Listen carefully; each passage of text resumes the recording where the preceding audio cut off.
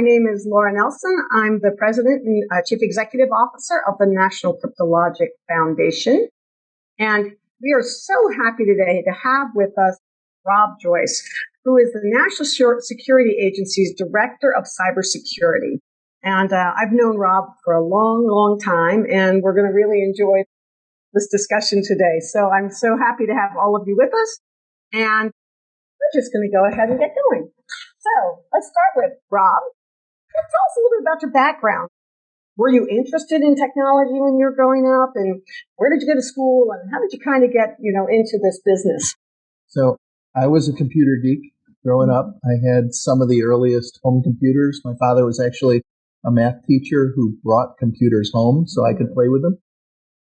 And by the time I left high school, I was programming computers professionally. Wow. So I was working, earning real money, and that was so cool.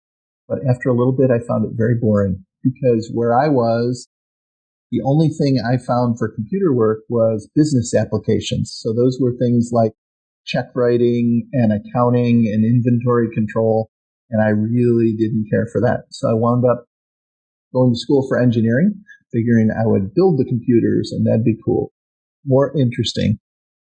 So I went to college for computers or for computer engineering.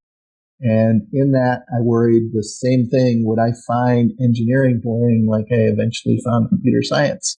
So that led me to say I better get a summer job. And my first summer job was with NSA. Junior year of college, the summer between junior and senior year. It brought me here, and decades later, here I still am because it was pretty cool and an awesome job. So you were an intern then, in an intern program? Is that what it was? Yes. Okay. Because I started in NSA as well many years ago, and I started in the Cooperative Education program, so kind of the same type of thing. Land in there. For the folks watching that don't know about internships and cooperative education, at NSA, those are paid positions. There's a lot of places where interns don't get paid. They just volunteer and learn. They move you around to different jobs and different opportunities, and you get exposed to a whole bunch of mentors. You get to meet other people who are just starting out and build a network. And it's intended to be developmental, let you try out different offices and different activities that you might not be exposed to other ways. So I thought that was awesome, and I asked them to bring me back in an intern program when I came out of college. So before you went to work there that summer, had you ever heard of the National Security Agency? I had not. This is, I'll hate to admit, this is back in 1987 was when I was applying. 88 was when I got the job. So a job with NSA takes a little bit of time. They do clearances and other things. And because of that, NSA came on to my campus recruiting, and they come early because of the time it takes to do the security processing. And if they finished interviews for permanent people, they were interviewing for summer positions. And so I didn't know anything about NSA. I just said summer job, engineering in Washington, D.C. I didn't realize this is really, our headquarters is a little bit outside Washington, but I thought that'd be really cool. So I interviewed and went through the security processing and wound up getting a great job. Yeah. So, and where did you go to school? What part of the country? I was trying to figure upstate New York, okay. Clarkson University. So it's way up north. It's a hockey school focused on engineering, and gave me a great foundation to come in. Okay. So now you're talking about the National Security Agency. What does NSA do? So NSA is a government organization focused on two big missions. The first is signals intelligence, and that's probably the more famous of the missions. That's where we do foreign intelligence to try to get information to inform the warfighters, the policymakers, the decision makers of the country, so that they understand the threats we're facing. And that could be anything from a tactical understanding of what an enemy military might do, all the way up to strategic. What is a president? What is an economy doing? And so that we can provide information that lets us understand and deal with threats in a better way. The other side of the mission is the cybersecurity mission. And that's less well known, but what it's done over the years is it's done the code making for the U.S. government. It builds the keys, codes, and cryptography to encrypt our data to keep it out of the adversary's hands. We do that mission to protect all the government's classified material, the warfighting systems, and the systems that carry intelligence. Really cool, all the way up to securing the nuclear command and control codes to make sure that nobody can understand what the order is. Nobody who's not authorized could launch a nuclear missile. Yeah, that is an important mission to the nation.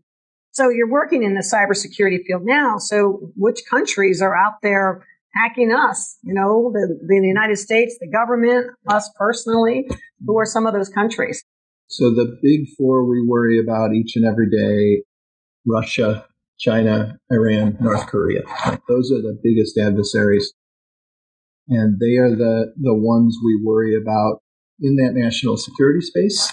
But increasingly, there's a cyber criminal element that's a problem for both our nation, individuals, and our critical infrastructure. And more emphasis on that over time. Right. So we do hear a lot about cybercrime and ransomware. It's in the news all the time these days. And why is it so prevalent? And what is NSA's role in that? What does NSA do about that? Yeah. So ransomware is criminals going out and taking control of a computer or a computer system or something controlled by computers and essentially holding it hostage, saying you can't use it again, you can't have access to your data, or you can't make that process controlled by a computer run until you pay me a ransom. And it's been growing in prevalence. It's a huge issue. And, you know, many of you might have seen the Colonial Pipeline hack. So a company that runs the pipelines that brings gasoline across the country and is the feeder network for many, many gas stations. Our region, I think almost 2/3 of the gas stations ran out of gasoline because somebody hacked the computer systems of this company. So traditionally, that would have been a problem for the FBI and Criminal Act, not something national security that we would get involved in. But increasingly, when you can't depend on the critical infrastructure of your country being safe, that has now become an issue for us. We've also put a lot of energy into it because many of these hackers are actually in Russia, and the Russian government knows this and kind of looks the other way, allows them that safe haven where they can attack U.S. systems, they can ask for money, the money comes back, and they live a pretty extravagant lifestyle without the reach of law enforcement being able to get at them. And so that in and of itself is a problem where we're using our national capabilities to illuminate those actors and highlight for the Russian government that this is something they've got to do. They need to take care of. Right. So this isn't the government itself. These are real criminals living in the country. But it's that safe haven that's the huge problem. Right. So all of us, we all use phones, we use computers, we use gaming devices. And so what's the best advice you can give us about keeping hackers out of our phones and computers and anything that we might use, our watches, anything that you have? There's a lot of advice. The things that matter most are keep your software updated. So if your phone tells you there's an update out there, let it update. In fact, go out and do the update. Turn automatic updates on so it updates while you're sleeping. If your laptop or your computer tells you that there's an update available, put it on, because almost always those updates contain security improvements. Mm-hmm. And if you don't update, the criminals, the hackers know about the flaws that have been discovered, and they're constantly going out to find the people that are vulnerable. You could become a victim of ransomware. You could lose your information, or you could lose access to your device. The other big thing I would suggest is get a password manager. The passwords we choose as people are usually not very hard to guess. And in fact, passwords 8, 9 characters long, there's a way to have a computer guess all of those passwords in a matter of a few hours. And so, you taking a word and changing the I's to ones and the O's to zeros. Not going to fool the hackers. Adding an exclamation point to the end of a word, not going to fool the hackers. So go ahead and use a password manager and let it figure out a big, long, massive, ugly password that you'll never remember, but it keeps track of for you. And then have a different password for each and every website. Because once a website is hacked, the tradecraft is the hackers will steal all of the passwords from that website.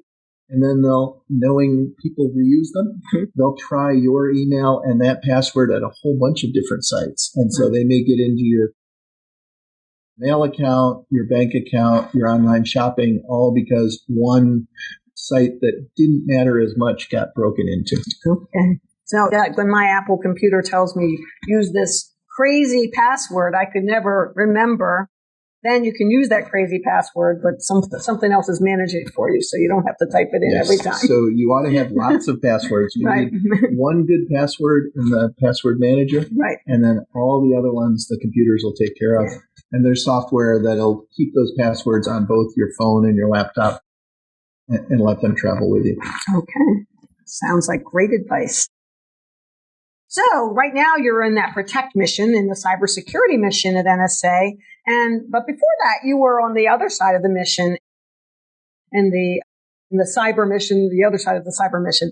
What skills are needed for that? And, what can you tell us about that? What did you learn through that experience? So our signals intelligence mission, or the SIGINT mission, is pretty cool because you get to go out there and try to find ways to get into stuff in places that they're trying to keep you out of. And, it's a job. We hire hackers, and those hackers can go out and penetrate computer systems without worrying that the FBI is going to lock them up for doing that. So it's one of the few places you can legally do those kind of things. And so it's just a neat opportunity. But the types of people we look for are creative folks, because what you usually find is that to get around those protections, those defenses, you have to think differently. You have to think and find the holes in the architecture, or make it work in a way that people didn't expect it to work. We really value diversity. We try to hire people with different skills, different understandings from different backgrounds.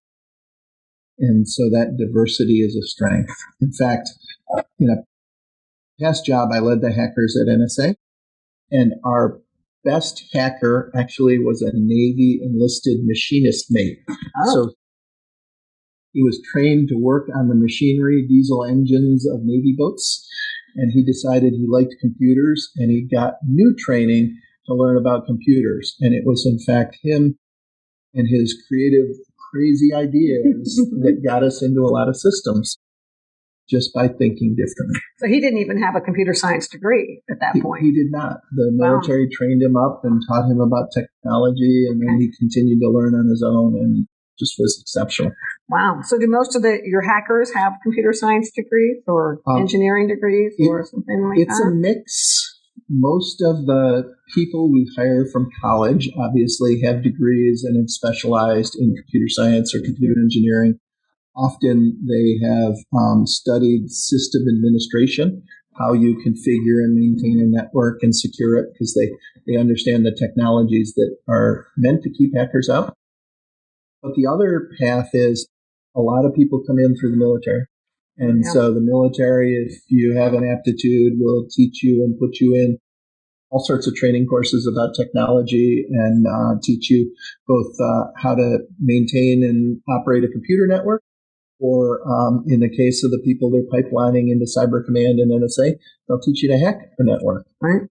And that's just an awesome opportunity if you can't afford school or you just want to take the military path, because after you're done with the military, you can get jobs at places like NSA or big companies utilizing those skills. They're in high demand. So these are enlisted folks who come in and get these skills right away. That's a great opportunity. Great opportunity. So if I'm in middle school, let's start at middle school. So, and I want to be able to prepare for a career in cybersecurity. I'll just say cyber. I'll say the cyber larger mission. What classes, what experiences are important? What should I do now? The ability to take technology classes later in school, right? There's often Java and programming classes. Mm-hmm. Having a computer class later in high school is important. Some schools offer computer classes even younger, but almost every school has a computer club. And so if you get into the computer club, get exposed to that, usually they'll give you opportunities and you get to meet other people, play with the technology, be curious about it. The people that do best at NSA, I often see have that kind of intellectual curiosity, and they just like to tinker with stuff. And so if you enjoy tinkering with things, you don't have to be a math whiz, a science whiz, but if you just enjoy figuring out how things work, that's usually a good sign that you'd probably make for a good computer person. Okay. Well, that sounds like Laura, we have some way to go. You can even join robotics class or robotics teams. That's a good one too, as well, right? First is an awesome opportunity. There are others. There are actually hacker competitions. Oh, that's a things called Capture the Flag. And if you go online, there's even virtual competitions that students can find online that will teach you some of these skills in a virtual environment as well. Oh, so they have that Capture the Flag for high school students, yes. Right? And what about something like GenCyber Camps? Can you talk about those at all? That's something that NSA offers or supports, I should say. NSA sponsors a series of activities called GenCyber Camps, and those are summer camps that run to expose people to cyber and cybersecurity and technology activities.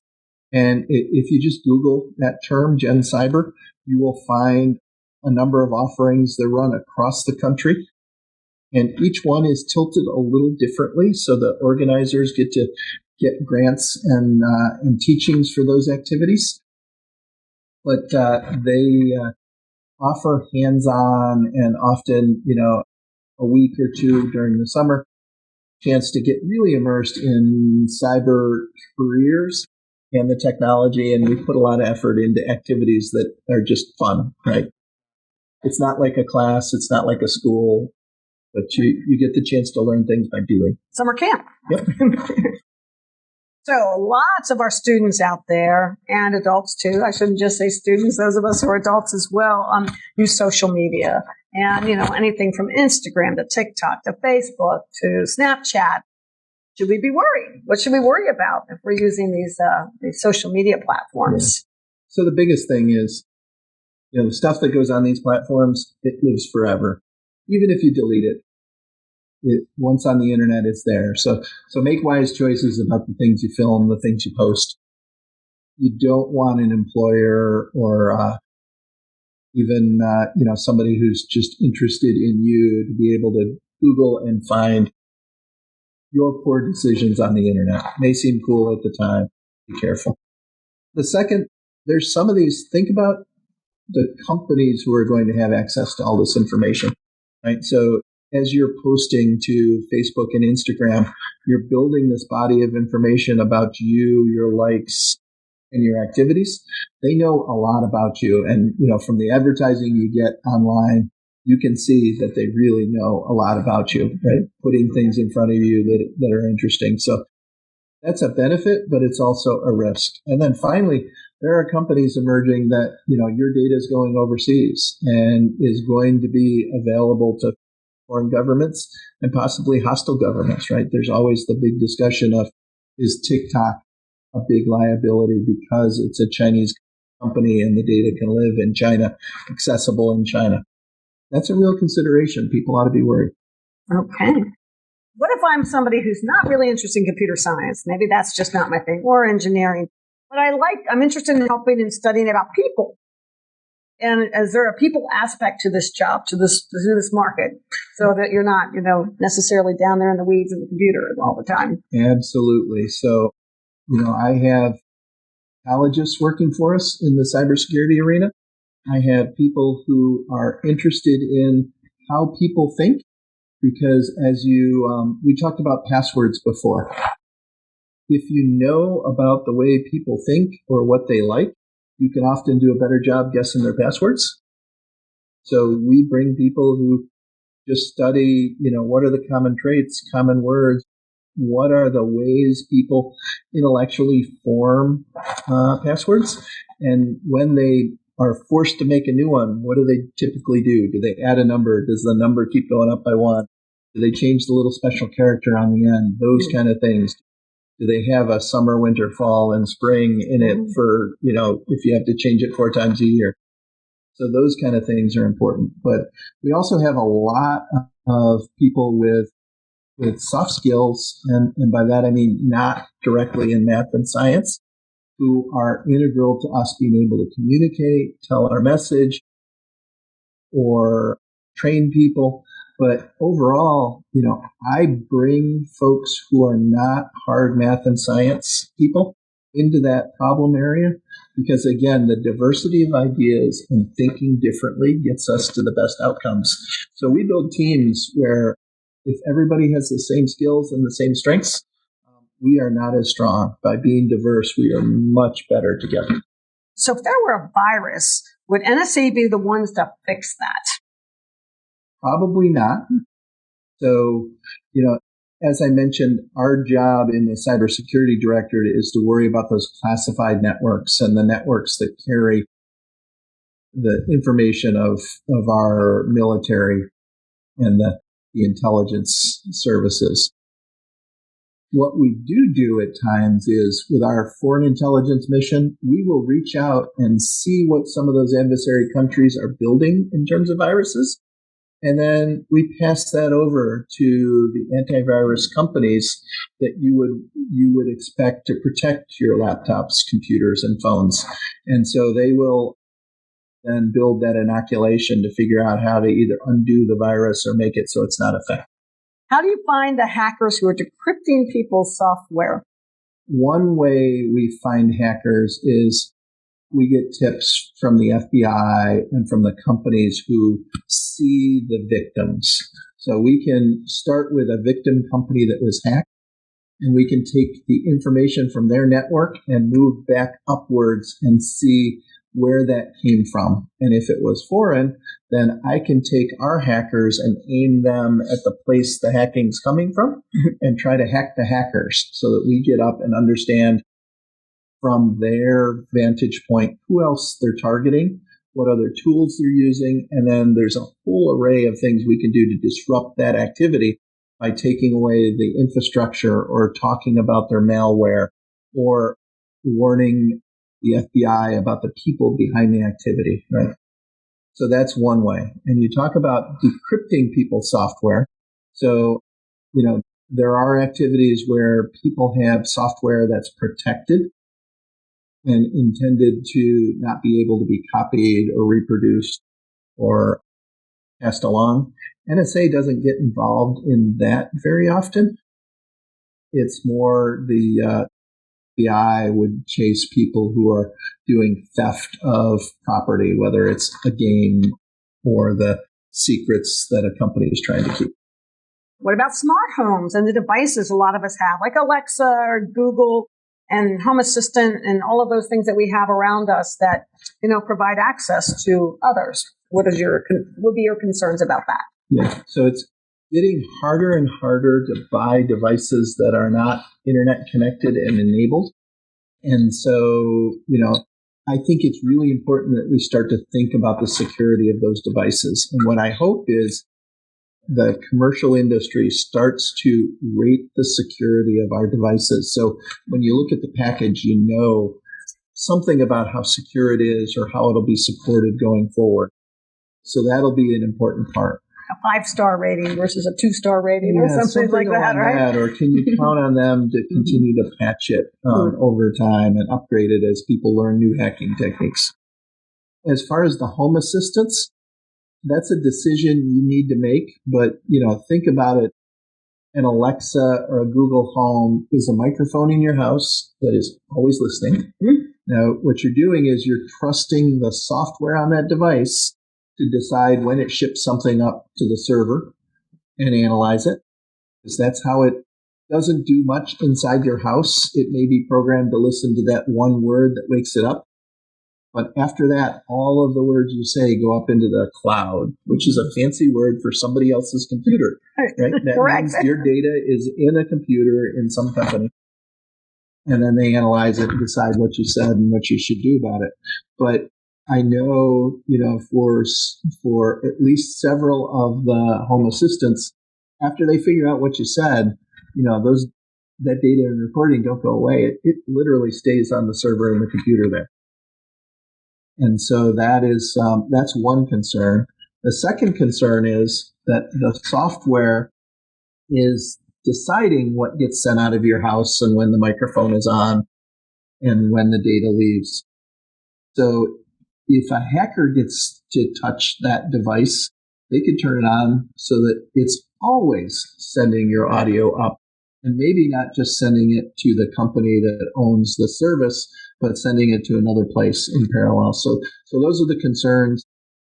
Does the average person need to worry about, their words going up to a server? Probably not. But there are certain things that, if you're in a position, I certainly wouldn't want the director of NSA or one of the cabinet members to have an Alexa sitting in their kitchen. Yeah. Because the chance that somebody could turn that microphone on and listen all the time, that's a scary thing. That is a scary thing. So, as we know, in the last year and a half, students have had to go virtual. And so what's your opinion of those who are living in that virtual environment, and how can the students keep themselves safe and interact appropriately while learning?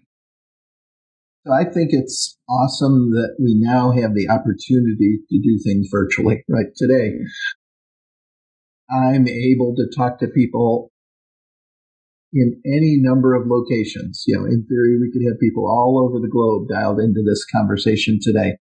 So it's a huge opportunity for us to be able to do that. Technology has given us that huge advantage. The downside is, it's not as personal. It doesn't build the bonds and connections. And sometimes if you don't have the right technology, the right bandwidth, good Wi-Fi, it can be a pretty frustrating experience. There's also the whole social aspect of it is, what are the norms for behaving? Should I have my camera on while I'm learning? If I don't, is it disrespectful to my teacher, to my other students? If I have the camera on and I'm sitting there eating and everybody has to watch me eat or notice me not paying attention, there's all of those issues. So I think this generation growing up in a virtual world will get to those norms and the expectations. And I think it's actually good to have the conversations up front about what's expected of you. Right. Whether it's your teacher talking about the way you would participate, or I know in my virtual meetings, I've talked to some of my folks that, hey, when we have a team meeting, I want the camera on so that we can see and people appreciate and they can tell if it looks like you don't understand. So things like that really help us. What class did you take in high school that was most helpful in your career? I know I have an answer, but mine's kind of a funny answer. Go ahead. I wouldn't say that a specific class was most important. I would say it was the teachers. I had teachers who were genuinely interested in us learning and growing and developing. I had a social study teacher who was just phenomenal, not because the social studies topic was good, but because he made learning interesting, challenged us, and taught us to actually think about some things. So that, to me, was not the subject, but the teacher was a huge opportunity. The other part, we had a computer club, and that was an opportunity to just toy and tinker and learn way beyond what they were teaching at the school. That was a great chance to. Did you ever think you'd go down this job path when you were younger? No. What did you think you were going to do? I didn't even think in college I'd be working for NSA, right? The idea that, I could go in and work with wicked smart people doing interesting things. It's cool because NSA, we get everything you see on the news or in the newspaper. We get to work that in some sense or fashion, all of those foreign stories. The best ones are the ones that actually never make the news, though, because we produced a piece of intelligence that's that helped us avoid a pitfall, stop an issue, save some lives. That's really, really cool. Yeah. And to know that you had a part in that. Yes. Oh, here's a good one. Somebody asking about, does NSA work with the FBI? Absolutely.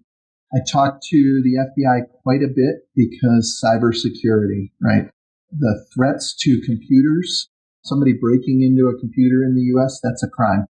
And so when we see these foreign hackers going after a U.S. company for trying to steal the design plans for the military's weapons systems, or a ransomware person trying to go after a healthcare environment, we try to tip the FBI because they're the ones who have to go work with the company to recover or chase the bad guys. So that's an important piece of our work.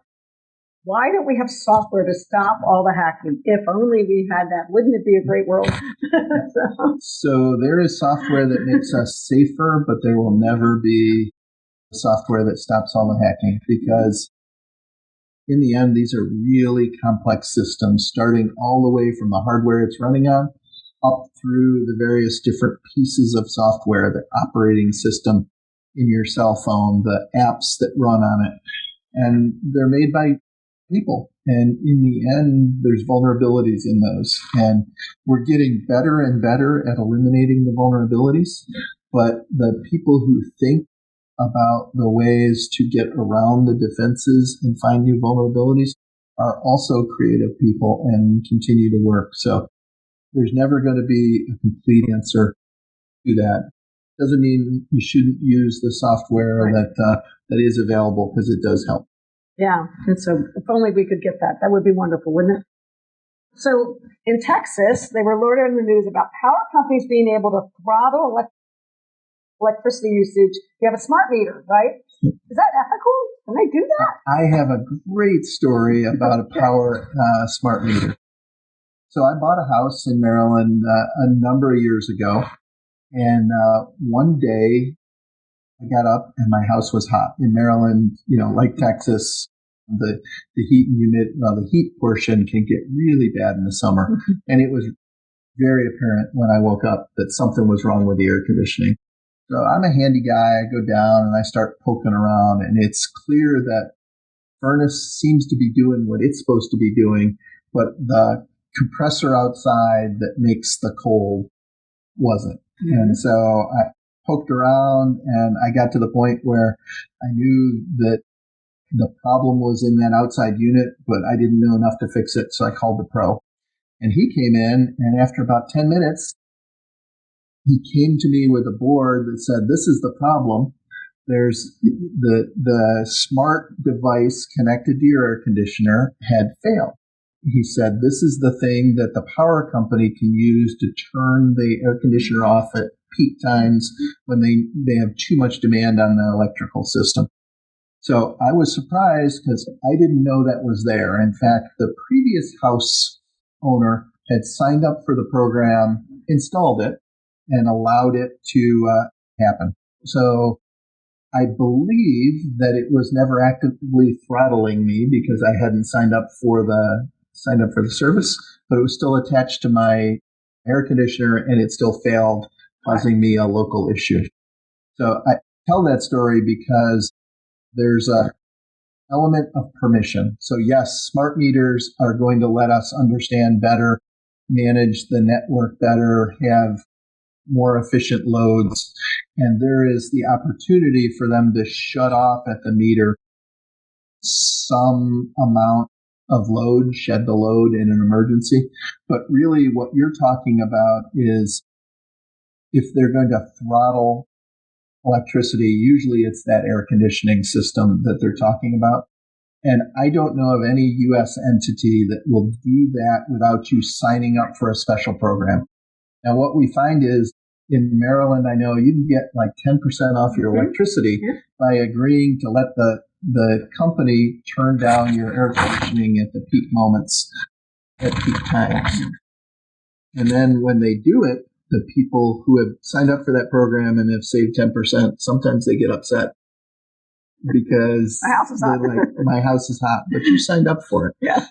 So I don't think in Texas your power company is going to throttle your air conditioning without your permission, and I believe that's the same across all the entities. Right. And then I have one final question, and I have a closing question for you as well. But as an NSA official, what are your opinions about net neutrality? So as an NSA official, I have no opinion. Right? The government sets policy. I'll give you Rob Joyce's opinion. There's good reasons, good arguments on both sides of that issue. Net neutrality means that the internet is an empty pipe and you push things through it without regard to whose bits they are and why they're going through. There are some people who would like to charge more for Netflix's bits than another company's so that they can extract and make a profit in different ways. There are some companies who say, I ought to be able to offer a service to sell certain bits to go faster through the internet. And there's some benefits to that, right? The quality of service, again, the streaming videos, being able to get them through the network most efficiently. So there's an argument that the internet could work faster if you allowed the prioritization of some types of traffic. There's the downside of all of that. If you do allow this, then people pick and choose which companies have an advantage. Big companies have an advantage over small companies. It's a really complex topic. My basic opinion is the ability to get data through ought to be available to everybody, but it's an acknowledgement that it's not as black and white as nobody should be able to throttle my bits. Or charge more for certain bits. Right. So I'm just going to ask you, you've had an amazing career and done so many things, but I just have to ask you one last question because not many of us have had the chance to work in the White House. So what was it like to work there?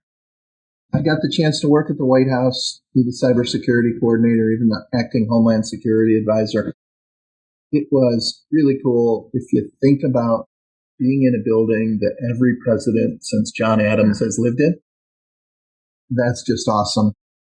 The days were long and hard. I would leave after dark almost every day and look back at the White House lit up, flag flying up top. That's a pretty cool feeling. It is. And then just the ability to make a difference was pretty cool. And, that's same at NSA. That's why I'm here. You get to work on wicked tough, but really cool problems. Cybersecurity of the nation. We talked about that today. Why aren't we making software that's unhackable? We won't. So that means there's got to be people in the fight all the time. Mm-hmm. And that's what we're doing. So that's why it's really meaningful. Excellent. Well, I want to thank you so much for joining us today, Rob. This has been fantastic, and hopefully our students had a lot of questions, and ours have had a lot of questions, so it was really great to have you. And I'm going to do a final plug for everybody because I want to make sure everybody knows we have our Outsmart Cyber Threats booklet that can help you better understand, what your role should be in this world, in the digital world, and how you can keep yourself safe. So with that, I think we'll close. All right. Thanks, Laura. Okay, thank you and the National Cryptologic Foundation for what you're doing. Thank you. It's great work. Awesome. Sounds good. All right. Bye, everybody.